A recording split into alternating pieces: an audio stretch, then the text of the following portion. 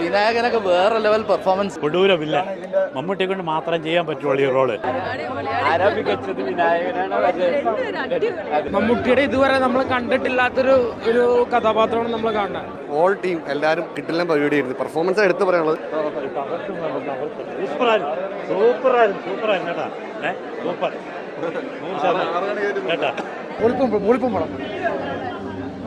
രക്ഷയില്ല, അടിപൊളി.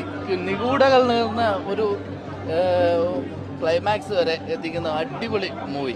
Super climax, ഒരു രക്ഷയില്ല. മമ്മൂട്ടിനും വിനായകനും പെർഫോമൻസ് അടിപൊളിയാണ്. അടിപൊളി പടം.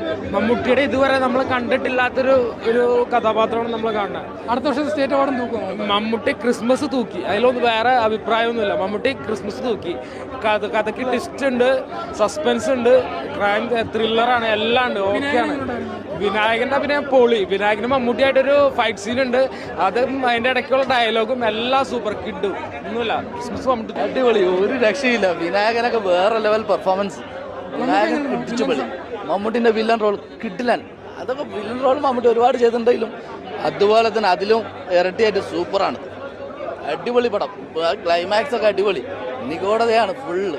എല്ലാവർക്കും കാണാൻ പറ്റിയ നല്ലൊരു ചിത്രം തന്നെയാണ്. മമ്മൂക്കയും വിനായകനും തന്നെയാണ് എടുത്തു പറയേണ്ടത്. എല്ലാവരും അടിപൊളിയായിട്ടുണ്ട്. തീർച്ചയായിട്ടും നല്ലൊരു ചിത്രം. പടം അടിപൊളി പടം. നമ്മൾ കുറേ കാലത്തിന് ശേഷം മമ്മൂക്കയുടെ ഒരു നല്ല പടത്തിന് വേണ്ടി വെയിറ്റ് ചെയ്തു. പടം കത്തിക്കും.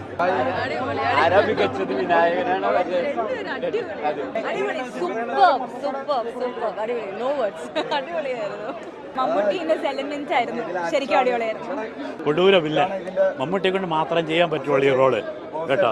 തകർപ്പൻ പടം. ജിതിൻ കെ ജോസ് ഗംഭീരമായിട്ട് ചെയ്തിട്ടുണ്ട് കേട്ടോ. മലയാളത്തിലെ വ്യത്യസ്തമായ പടമാണിത്. ഗംഭീരം.